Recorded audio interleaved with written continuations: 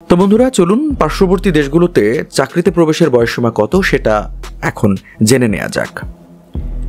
দেশে সরকারি চাকরিতে প্রবেশের বয়সসীমা বাড়ানোর দাবি তোলা চাকরি প্রার্থীরা সবসময় পার্শ্ববর্তী দেশগুলো এবং বিশ্বের বিভিন্ন দেশের উদাহরণটা আনেন। অন্য দেশে বাংলাদেশের চেয়ে বয়সসীমা বেশি উল্লেখ করে তাদের দাবির যৌক্তিকতা তুলে ধরেন। চাকরিতে প্রবেশের বয়স নিয়ে বিশ্বের বিভিন্ন দেশের মানদণ্ড পর্যালোচনা করে দেখা যায় বিশ্বের 162টি দেশে সরকারি চাকরিতে আবেদনের বয়সসীমা 35 বছর। কোনো কোনো দেশে আবার এটি উন্মুক্ত। দক্ষিণ এশিয়ার দেশগুলোর মধ্যে আমাদের পার্শ্ববর্তী দেশ ভারতে বিভিন্ন রাজ্যভেদে এই চাকরির ধরন অনুযায়ী আবেদনের বয়সসীমা 32 থেকে 42 বছর পর্যন্ত নির্ধারিত রয়েছে। নেপালে সর্বোচ্চ 35 বছর পর্যন্ত আবেদন করা যাবে, তবে নারী ও প্রতিবন্ধী ব্যক্তিরা 40 বছর পর্যন্ত আবেদন করতে পারবেন। শ্রীলঙ্কায় স্নাতক পাশ করা বেকার ব্যক্তিরা সরকারের যে কোনো কর্মসূচির অধীনে 45 বছর পর্যন্ত আবেদন করতে পারবে।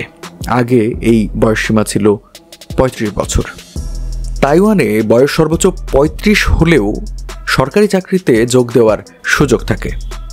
ইন্দোনেশিয়ায় সরকারি চাকরিতে যোগ দেওয়ার সর্বোচ্চ বয়স 45 বছর। মধ্যপ্রাচ্যের দেশ কাতারে সরকারি চাকরিতে প্রবেশের সর্বোচ্চ বয়সসীমা 35 বছর। সুইডেনে সরকারি চাকরিতে প্রবেশের সুযোগ 47 বছর পর্যন্ত থাকে। আর ফ্রান্সে 40 বছর হলেও কেউ সরকারি চাকরি পেতে পারেন। ইতালিতে 35 বছর পর্যন্ত কেউ সরকারি চাকরিতে প্রবেশ করতে পারেন। আর যুক্তরাষ্ট্রে 59 বছর বয়সেও একজন নাগরিক সরকারি চাকরিতে যোগ দিতে পারেন। কানাডায় সরকারি চাকরিতে প্রবেশের সুযোগ 47 বছর পর্যন্ত রয়েছে। আর দক্ষিণ এশিয়ার মধ্যে শুধু বাংলাদেশ এবং পাকিস্তানেই সরকারি চাকরিতে আবেদনের সর্বোচ্চ বয়সসীমা 30 বছর।